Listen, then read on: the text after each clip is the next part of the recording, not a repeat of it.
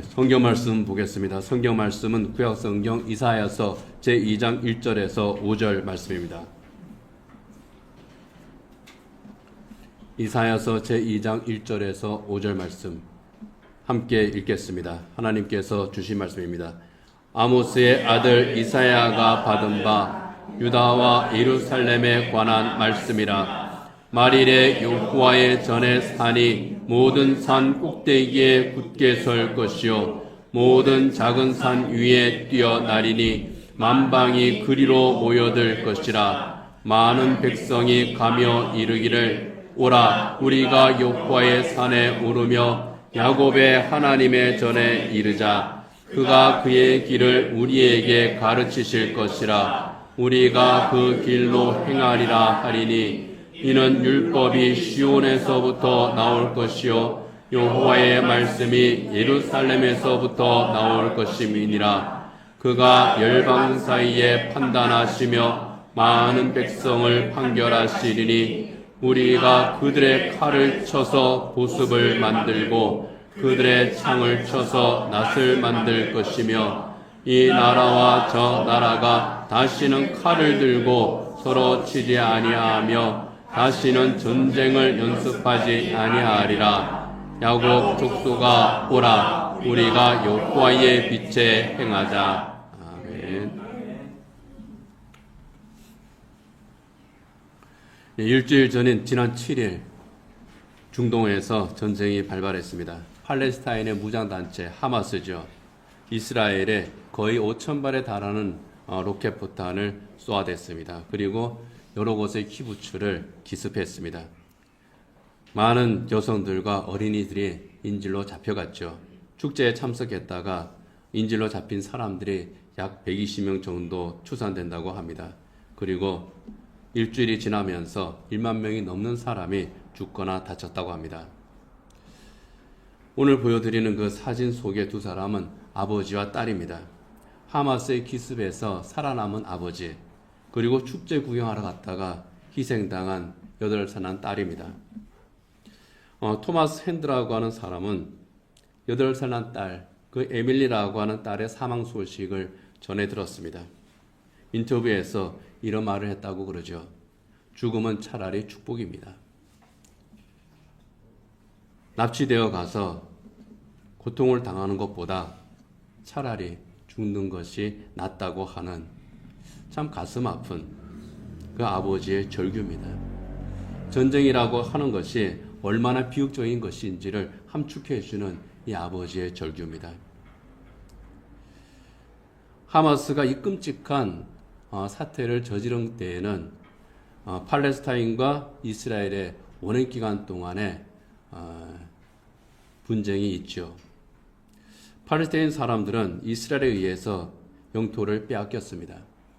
그리고 분리장벽에 갇혀서 사실상 거대한 수용소에 수용된 것이나 다름없는 그러한 삶을 지금까지 살고 있습니다. 참 억울한 그러한 삶입니다. 나치에 의해서 큰 희생을 당했던, 인종차별로 큰 희생을 당했던 이스라엘이 팔레스타인 사람들에 대해서 그렇게 차별적인 정책을 행했던 것은 참 이해할 수 없는 그런 일이고 해서는 안 될 짓이죠. 그렇지만 그렇다고 해서 처음부터 민간인을 타깃으로 삼아서 공격을 하고 여성과 어린이들을 납치한 이 하마스의 행태는 어떤 명분을 갖다 붙인다고 해도 용납될 수 없는 그 만행입니다. 이 만행에 분개한 이스라엘이 가자 지구에 대해서 대대적인 공격을 예고했고 또 곧 공격을 할 것이라고 합니다. 앞으로 희생자가 얼마나 더 늘어날지 모르겠습니다. 시리아나 또 이란 나라들이 가만히 있지 않고 있고요. 그리고 레바논에 있는 또 헤즈볼라는 우리는 싸우겠다고 그렇게 말하고 있습니다. 이 전쟁이 확전되지 않고 또 조기에 종결될 수 있기를 우리는 또 간절히 기도하고 있습니다. 사실 인류의 역사에서 전쟁이 없었던 적은 한 번도 없습니다. 우리나라 역사만 해도 임진왜란을 비롯해서 적어도 1,000번 이상의 침공을 당했다고 그럽니다. 현대사를 보아도 굵직한 전쟁들을 보면은요, 제1차 세계대전, 제2차 세계대전, 그리고 우리나라 6.25 한국전쟁이 있었고, 또 베트남 전쟁이 있었고, 중동에서 6차에 걸친 중동전쟁이 있었습니다. 그리고 최근에 이라크 전쟁이 또 있었죠. 그리고 우크라이나 전쟁이 있습니다. 19세기까지 전쟁에 의해서 희생된 사람의 숫자를 학자들이 추산한 것이 약 1,500만 명입니다. 그런데 1차 세계대전 때에 이미 그 숫자의 죽음이 있었습니다. 2차 세계대전 때는 약 6천만 명이 죽었다고 그러고요. 6.25 때에는 450만 명 정도가 또 죽었다고 그럽니다. 현재 러시아의 침략으로 인해서 우크라이나 2년이 넘게 전쟁이 계속되고 있죠. 크고 작은 전쟁은 여전히 계속됩니다. 우리나라도 언제 전쟁이 재발할지 모르는 세계의 화약고 가운데 하나입니다. 만약에 저 북한의 김정은이 잘못 판단을 한다면은 이 땅도 언제든지 전쟁이 발발할 수가 있습니다. 만약에 전쟁이 나면은요, 이건 정말 만약이지만 미군이 우리나라 전쟁에 적극적으로 개입하기는 쉽지 않을 것 같다고 하는 것이 전문가들의 견해입니다. 우크라이나에서 이미 전선이 하나 있죠. 거기에도 적극적으로 개입 안 합니다. 이스라엘에서도 전쟁이 벌어졌죠. 여기에도 적극적으로 개입하지는 않습니다. 그런데 우리나라에서 또 전쟁이 발발하게 되면은요, 세계적으로 전선이 3개입니다. 미국이 쉽게 참전을 결정하지를 못합니다. 우크라이나도 참전을 안 했는데, 이스라엘에도 참전을 안 했는데 한반도에 참전을 해야 되는가? 동맹을 맺었다고 해서 그렇게 쉽게 움직이지는 못합니다. 그렇기 때문에 우리는 이 땅의 평화를 위해서 더 기도를 해야 되는 거죠. 그렇다면 왜 전쟁은 인류 역사에서 끊이지 않을까요? 이 전쟁이 얼마나 비극적인 것이고 모든 것을 파괴하는 참 괴물과 같은 것이라는 것을 알면서 전쟁을 인해서 얻을 유익이 없다는 것을 알면서도 전쟁은 계속됩니다. 전쟁의 속성 때문입니다. 클라우제비츠라는 사람은 이 전쟁론이라고 하는 그 책에서요, 전쟁이 뭐냐? 그것은 나의 의지 달성을 적에게 강요하는 것을 목적으로 하는 실력 행사다. 뭐 쉽게 말하면은 내 생각대로 안 하면 죽어. 이게 전쟁입니다. 자기 뜻을 관철시키는 거예요. 힘으로 관철시키는 거. 그런 면에서 볼 때 하마스는 자기들의 의지, 자기들의 생각, 특히 자기들의 종교적인 신념, 이것을 강요하기 위한 실력 행사로 이스라엘을 기습 공격한 겁니다. 그리고 이스라엘 역시 자기들의 의지, 너희들이 아무리 테러를 해도 우리는 거기에 굴복하지 않는다. 이런 자기 의지를 강요하기 위해서 가자 지구에 보복 공격을 하는 겁니다. 그 와중에 희생당하는 것은 민간인들입니다. 힘이 없는 사람들입니다. 약자들입니다. 여성들과 어린아이들과 노인들입니다. 전쟁의 와중에 인간의 삶이 철저하게 파괴될 수밖에 없는 겁니다. 그렇게 전쟁이 끝나면은 어떻습니까? 그 자리에 남는 것은 잔혹한 살인, 그리고 서로에 대한 증오, 가슴에 남은 상처, 이것뿐입니다. 우크라이나 전쟁도 마찬가지고 지금 시작한 이스라엘과 하마스의 전쟁도 마찬가지입니다. 유대인 어린이 이 에밀리가 살해당한 것처럼 팔레스타인의 어린이들도 그렇게 또 희생을 당할 수밖에 없는 겁니다. 그래서 우리는 이 전쟁이, 이 사태가 빨리 수습되고 더 이상의 희생이 없기를 또 그렇게 기도를 하고 있는 거죠.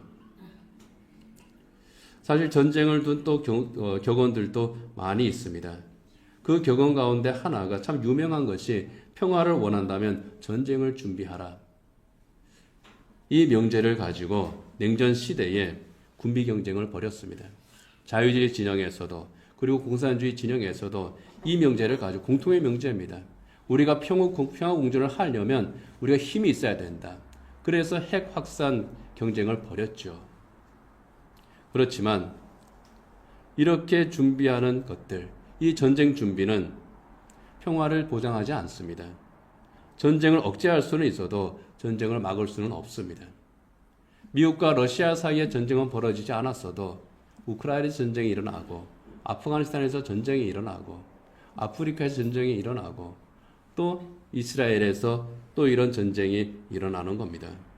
전쟁을 막을 수는 없습니다. 전쟁을 준비함으로써 전쟁을 억제할 수는 있습니다.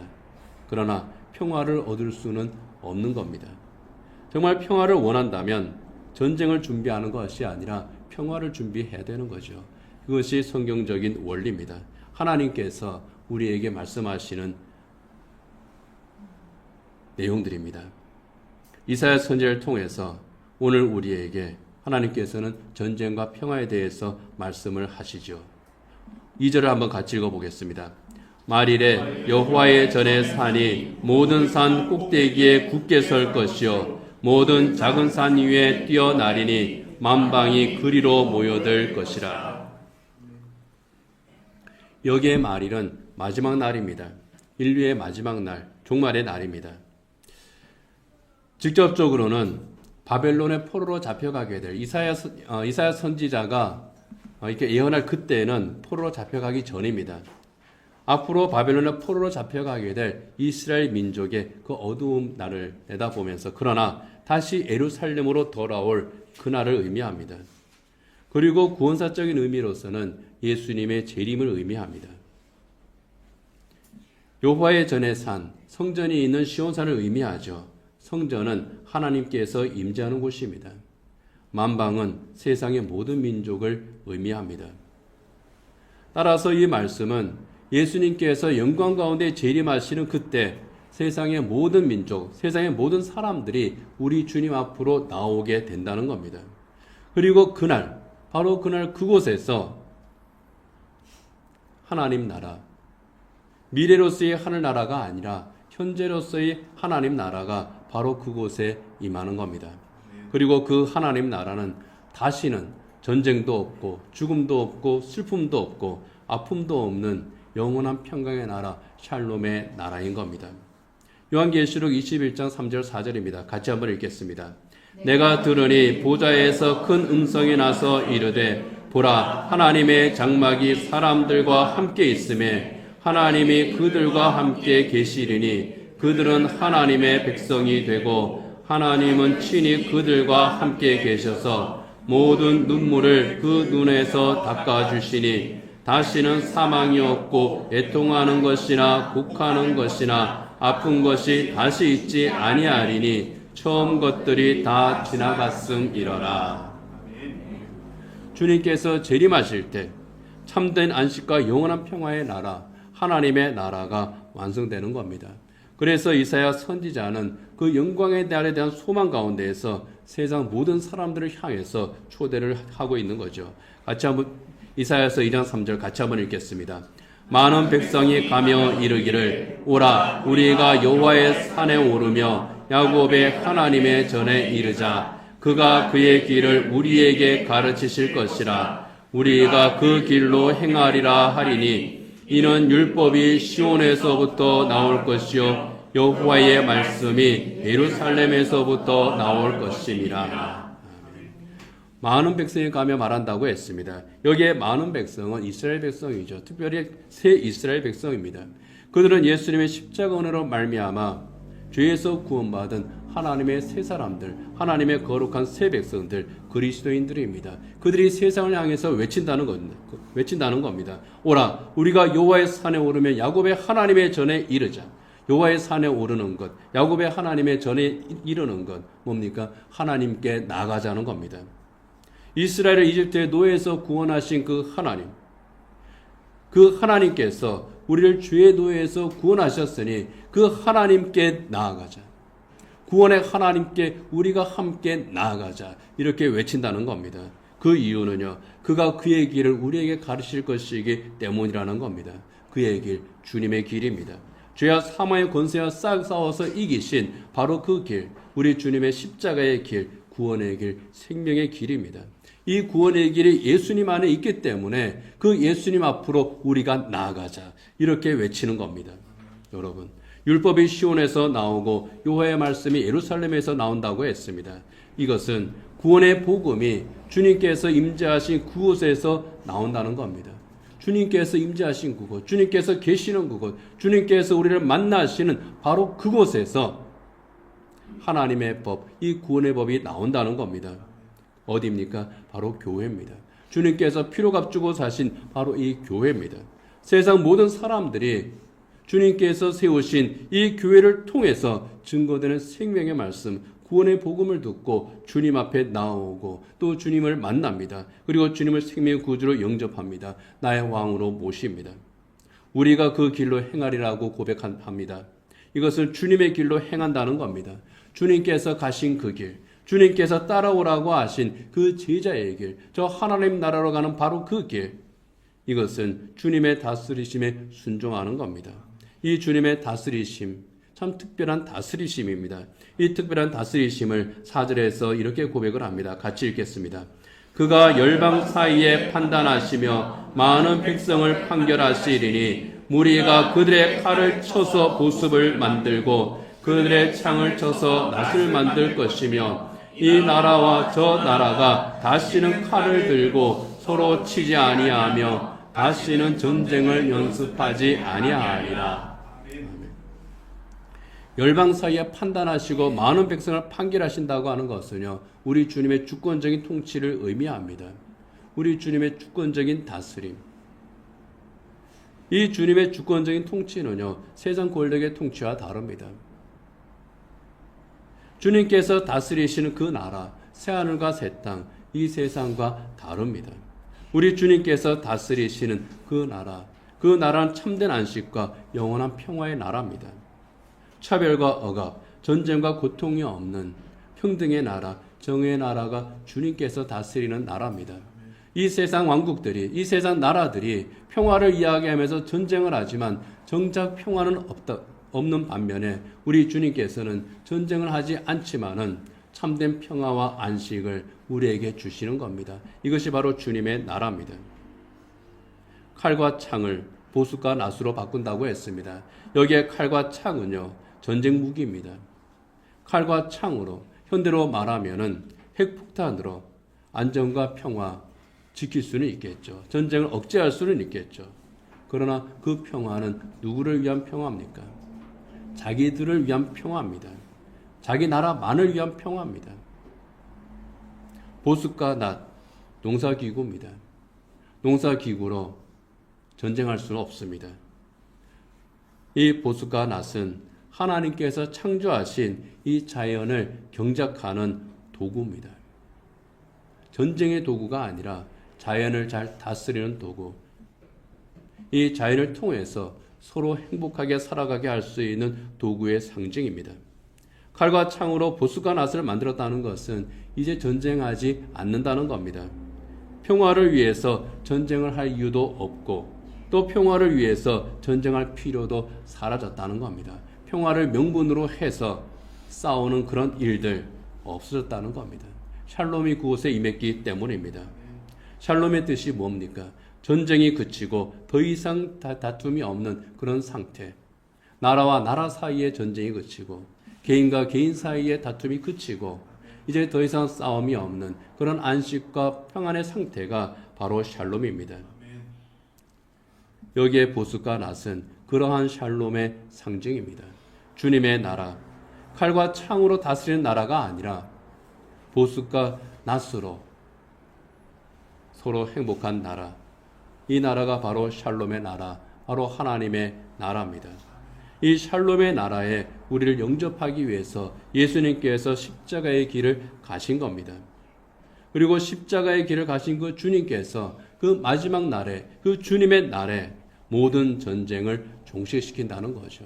우리 주님께서 재림하실 때에 이 세상에는 더 이상 전쟁이 없는 겁니다. 그렇지만 우리가 살아가는 이 세상에서는 여전히 전쟁이 이어집니다. 전쟁은 크게 두 가지 차원의 전쟁이 있습니다. 하나는 지금 이스라엘에서 벌어지고 있는 그 전쟁과 같은 무력에 의한 전쟁입니다. 폭력에 의한 전쟁입니다. 많은 생명이 희생당할 수밖에 없죠. 이러한 전쟁은 인류 역사에서 끊이지 않고 이어져 왔고 앞으로도 벌어지게 될 겁니다. 또 하나는 개인적인 차원에서의 생존 전쟁입니다. 현대 사회는 가장 발달한 인류 역사에서 가장 발달한 그런 문명사회입니다. 그러면은 가장 편안하고 가장 행복한 사회여야 되는데 실제로는 그렇지 않습니다. 가장 치열한 생존 경쟁의 사회가 현대사회입니다. 낙오자가 되지 않기 위해서 몸부림쳐야 됩니다. 제가 어제 뉴스를 보니까요. 우리나라 교육 제도를 조금 더 이렇게 서로 간에 경쟁하지 않고 또 애들을 좀 잘 교육시키고 입시 경쟁에서 좀 해방될 수 있게 하기 위해서 교육 제도를 좀 개편하겠다. 내신을 지금 9등급인가요? 거기에서 5등급으로 좀 바꾸겠다. 뭐 시험도 어떻게 하겠다. 그래서 제도를 발표했어요. 그랬더니 제일 신이 난 곳이 학원들입니다. 입시 컨설팅을 한다고 막 지금 학원들이 뭐라 그래야 된다 해나요? 그냥 난리예요, 난리 완전히. 그 사람들은 완전히 봉잡았습니다. 이 해당되는 중학교 2학년생들을 위한 마케팅이 있고요. 그리고 의대 정원을 늘린다고 그러니까 이제는 초등학교 2학년을 대상으로 한 의대 입시반이 학원에 있다고 그럽니다. 그렇게 돼요. 좀 더 사람을 또 우리의 이제 후손들을 좀 행복하게 살게 하고 싶다. 이 학업의 짐에서 좀 벗어나게 하고 싶다. 사람답게 살게 하고 싶다. 뭐 그런 의도를 가지고 제도를 만드는데 오히려 그 제도들이 더 힘들게 만듭니다. 청년 취업을 위해서 정부에서 많은 정책을 내놓습니다. 그런데 어떻습니까? 실제로 청년 취업은 점점 더 힘들어져 가고 있습니다. 낙오자가 되지 않기 위해서 정말 처절하게 몸부림치는 가운데에 미래의 희망이 없는 20대들의 자살률이 점점 더 높아지고 있다고 그러지 않습니까? 3년 전 통계이긴 하지만 하루에 한 명꼴로 20대가 자살했다고 그럽니다. 거의 약 350명 정도가 자살했다고 그래요. 이제 작년이나 올해 통계가 또 발표되게 되면 제 생각에는 더 많으면 많았지 적을 것 같지는 않습니다. 삶의 짐이 무거운 40대 자살률이 제일 높습니다. 빈곤에 내몰린 70대 이 자살자의 숫자가 또 점점 늘어나고 있습니다. 빈부격차는 더 심해지고 세상살이가 더 힘들어집니다.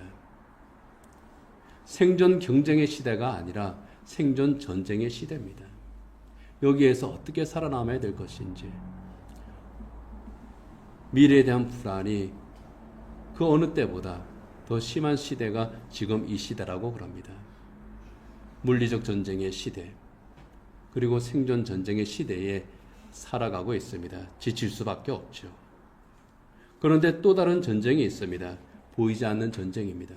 영적인 전쟁입니다. 이 영적인 전쟁, 세속화된 거짓 복음과 또 문화로 말미암은 전쟁입니다. 이단과 사이비뿐만 아니라 교회 안에 들어와 있는 인본주의적인 그런 신앙들이 있습니다. 그것들과 또 싸우는 전쟁입니다. 사탄은 정말 다양한 전략과 전술을 가지고 성도들을 공격합니다. 그 목적은 간단합니다. 무늬만 그리스도인으로 살아가게 하는 겁니다. 교회에서 신앙을 버리는 정도가 신앙을 버리게 하는 것만도 아니고 그냥 무늬만 그리스도인으로, 그리스도인은 그리스도인인데 그리스도인이 아닌 그리스도인, 그리스도인이 같기도 하고 그리스도인 아닌 것 같기도 하고 스스로 정체성이 모호한 그런 그리스도인으로 살아가도록 그렇게 유혹하는 겁니다.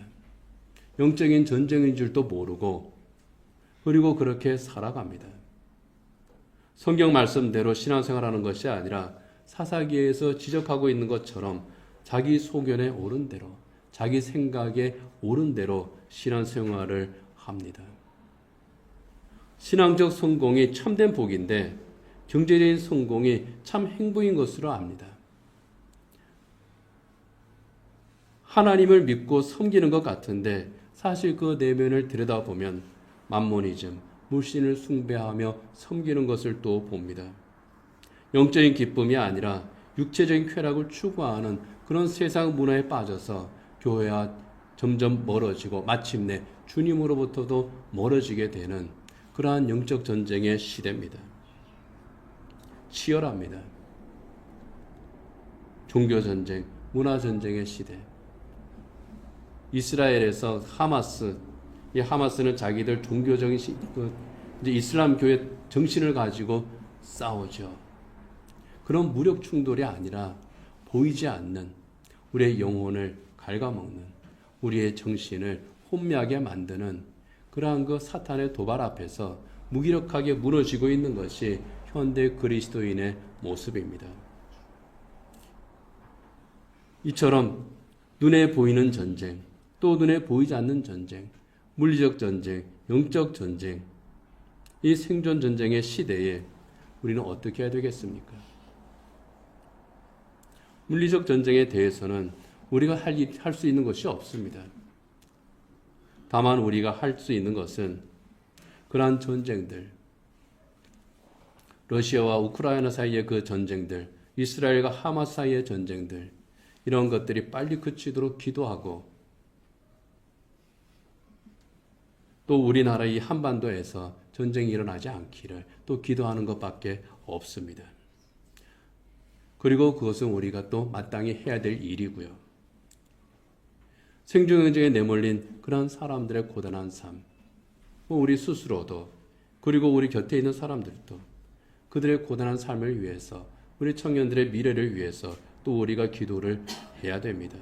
우리 청년들이 점점 더 기울어져 가는 그 운동장에서 살아가지 않도록 그렇게 또 힘쓰는 것, 사회 제도를 변효시키는 것, 적극적으로 참여하는 것, 그런 것들도 크리스찬의 사회적 사명 가운데 하나입니다. 그러기 위해서 우리의 젊은이들이 실력을 키워야 돼요. 정말 그리스도인들이 세상을 변화시킬 수 있는 그 능력을 가져야 됩니다. 우리의 젊은이들이 그런 젊은이 될 수 있도록 또 우리가 기도하고 또 섬겨야 될 줄 압니다. 영적 전쟁을 위해서도 우리가 또 준비하고 힘을 써야죠. 하나님의 전신갑주로 무장하기를 애써야 됩니다. 하나님의 말씀으로 또 기도로 합력함으로 영적 전쟁에 우리는 임해야 됩니다. 주님께서 가신 이 십자가의 길, 내가 가고 있는 이 길이 과연 올바른 길인가? 내 삶이 과연 그리스도인으로서 합당한 삶인가? 하나님 향해서 도전하고 신앙을 파괴하는 저 세속 문화 앞에서 나는 지금 어떻게 대처하고 있는가? 나는 과연 빛 가운데 걸어가는 빛의 자녀인가? 이것에 대해서 우리가 끊임없이 성찰하면서 우리가 가는 길을 살펴야 될 줄 압니다. 하나님의 백성들을 향해서 간절하게 호소했던 이사야 선지자의 말, 오늘 우리에게 하는 그 말이기도 합니다. 그 말에 우리는 귀를 기울여야 됩니다. 이사야서 2장 5절 같이 읽겠습니다. 야곱 족속아 오라, 우리가 여호와의 빛에 행하자. 이 야곱 족속은 하나님의 백성입니다. 성도들입니다. 오라 하는 것은요, 돌아오라는 겁니다. 이곳으로 오라는 겁니다. 어느 곳입니까? 여호와의 빛에 행하는 길입니다. 여호와의 빛에 행하자고 하는 것은 원문을 보면은요, 하나님의 빛 안에서 걷자, 그런 뜻입니다. 하나님의 빛 안에서, 세상의 어두움이 아니라 하나님의 빛 안에서, 복음의 빛 안에서 함께 걷자는 겁니다. 여러분, 그리스도인이 서 있어야 할 곳, 그리스도인이 걸어야 할 곳, 그것은 바로 하나님의 빛입니다. 그리스도인들은 빛의 자녀이기 때문이죠. 에베소서 5장 8절 같이 읽겠습니다. 너희가 전에는 어둠이더니 이제는 주 안에서 빛이라, 빛의 자녀들처럼 행하라. 빛의 자녀들처럼 살라는 겁니다. 빛의 자녀이기 때문에 빛 가운데 살아가는 하나님의 사람들이 되라. 이 세상에 빛으로 오신 주님과 함께 걸어가는 하나님의 자녀가 되라 하는 겁니다. 오스카 쿨만이라고 하는 신학자가 있습니다. 이 오스카 쿨만은 하나님의 나라에 대해서 유명한 정의를 하나 내렸습니다. Already but not yet. 이미 하지만 아직 이루어지지 않은 하나님의 나라라는 겁니다. 하나님의 나라. 우리 주님께서 재림하심으로써 완성되는 그 하나님 나라. 그 나라는 아직 임하지 않았어요. 그러나 이미 시작된 하나님의 나라라는 겁니다. 예수님께서 세상에 오심으로써 이미 시작된 하나님의 나라. 복음을 듣고 예수님을 구주로 영접함으로써 우리 안에 임한 바로 그 하나님의 나라. 우리 주님께서 재림하실 때에 완성되기 때문에 아직이지만 이미 우리 안에 시작된 하나님의 나라. 이 교회 안에서 시작되고 있는 바로 그 하나님의 나라. 그래서 예수님께서는 누가복음 17장 21절에서 이렇게 말씀했습니다. 또 여기 있다 저기 있다고도 못하리니 그 다음에 같이 읽겠습니다. 하나님의 나라는 너희 안에 있느니라. 하나님의 나라는 너희 안에 있느니라. 주께서 내 안에 계시면 하나님 나라를 다스리시는 바로 그 주님께서, 주권적인 통치자 주님께서 바로 그곳에 우리 안에 계시고 그것이 바로 하나님의 나라라는 겁니다. 이미 우리 안에 시작된 하나님의 나라, 그리고 완성을 향해서 나아가는 하나님의 백성들. 그렇다면 우리는 어떻게 살아야 되겠습니까? 주님께서 오셔서 완성하실 이 하나님 나라의 소망 가운데에서 천국 시민답게 살아야 하는 겁니다. 내가 비록 이 땅에 살고 있지만 나는 천국 시민입니다. 완성될 하나님의 나라를 바라보면서 주님 앞에서 살아가는 하나님의 사람입니다. 이게 우리의 신앙 고백입니다. 이 신앙 고백으로 이 세상에서 우리가 맞닥뜨리는 다양한 전쟁들, 물리적 전쟁들, 생존의 전쟁들, 영적인 전쟁, 문화적인 전쟁에 임해야 되는 겁니다. 여러분, 세상의 전쟁은 파괴적인 속성을 지녔습니다. 물리적 전쟁, 처음에 말씀드린 것처럼 사람과 땅을 황폐하게 만듭니다. 그리고 영적 문화적 전쟁은 사람을 타락시키고 영적 파멸로 이끕니다. 이런 세상에서 성도들은 어떻게 살아야 되겠습니까? 물리적 전쟁이 일어나지 않기 위해서, 적어도 이 한반도에서 물리적 전쟁이 일어나지 않기 위해서 그리스도인들은 자기가 있는 그곳에서 선한 영향력을 끼쳐야 될 줄 압니다. 정치권에 있는 자들은 정치권에 있는 자들대로, 또 군대에 있는 자들은 군대에 있는 자들로서, 경제인은 경제인의 그 자리에서, 그리스도인은 그리스도의 자리에서 이 전쟁이 일어나지 않도록 각자가 할 수 있는 선한 영향력을 끼쳐야 되고, 오히려 저 북한이 빗장을 열고 복음화될 수 있도록 그렇게 이끄는 그런 삶을 살아야 될 줄 압니다. 그리고 영적인 전쟁, 문화적인 전쟁, 사탄의 미혹에 넘어가서 패배하는 것이 아니라 복음으로 승리하도록 성령의 인도하심을 받아야 될 줄 압니다. 성령 충만한 그리스도인으로 승리를 해야 될 줄 압니다. 그렇게 할 때에 하나님의 샬롬이 이 땅에 임할 줄 압니다. 그렇게 하기 위해서 정말 하나님의 샬롬이, 이 세상의 전쟁은 샬롬을 약속하지만 샬롬을 주지 못합니다. 그러나 하나님만이 우리에게 주시는 참되고 영원한 샬롬이 있습니다. 그 샬롬이 이 땅에 우리가 있는 바로 이곳에 임하도록 우리가 또 해야 되는 사명이 있습니다. 이를 위해서는 오직 주님만을 바라봐야 되겠습니다. 오직 주님의 인도하심을 따라야 되겠습니다. 하나님의 말씀에 순종하고 빛으로 오신 주님께서 우리에게 보여주신 바로 그 길, 복음의 길, 생명의 길, 주님의 길을 따라가기를, 날마다 그 길을 걸어가기를 힘쓰는 저와 여러분이 되어야 될 줄 믿습니다. 기도하겠습니다. 네, 반주해 주시고요. 이 시간 주님의 말씀을 생각하면서 지금 현재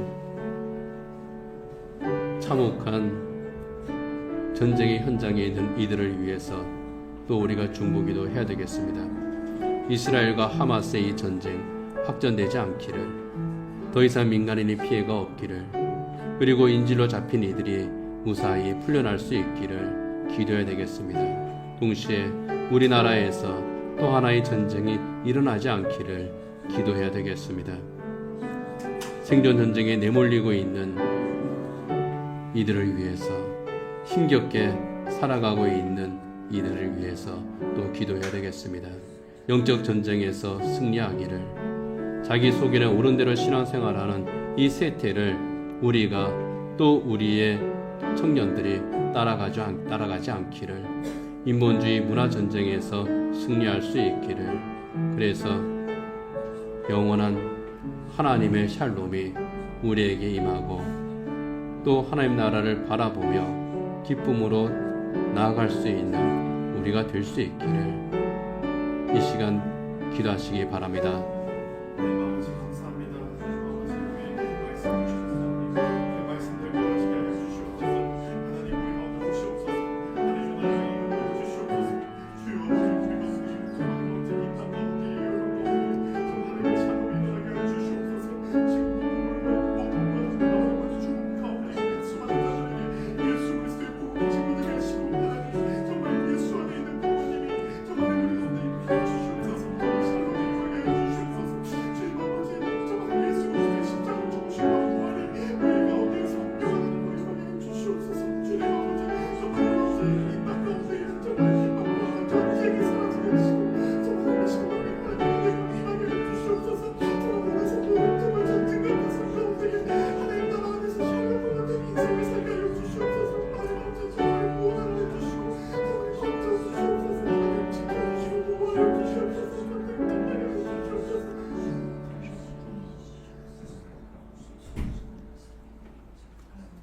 전쟁은 평화를 약속하지만 평화를 주지는 못합니다. 참된 평화는 오직 하나님으로부터 말미암는 것을 압니다. 참되고 영원한 평화, 우리에게 약속하셨을 뿐만 아니라 이미 우리에게 주셨으니, 이 참되고 영원한 평화의 나라, 하나님 나라를 사모하며 저희들 나아갈 뿐만 아니라 이 하나님의 나라가 이 땅에서 확산이 되고 하나님 전쟁이 그친 영원한 안식과 평화의 나라가 속히 임하도록, 우리 주님의 나라가 이 땅에 임하도록 저희들이 힘을 쓰며 살아갈 뿐만 아니라 또 그에 합당한 하나님의 백성으로 저희들이 든든히 서게 하여 주시어서 이 땅에서 물리적 전쟁, 생존의 전쟁이 그치게 하시고 영적 전쟁에서 저희들 승리하게 하여 주시어서 하나님 더 이상 칼과 창이 필요한 세상이 아니라 낙과 보습으로 서로를 세우고 함께 행복하게 살아가는 하나님께서 허락하시는 복된 하나님의 나라의 삶을 저희들이 사모하며 또 이 땅에서 살아낼 수 있게 하여 주시옵시고, 주님의 교회가 그 귀한 생명의 복음을 증언하는 또 증명하는 주님의 교회, 하나님 나라의 모형이 되게 하여 주시옵소서. 예수님 이름으로 기도드립니다.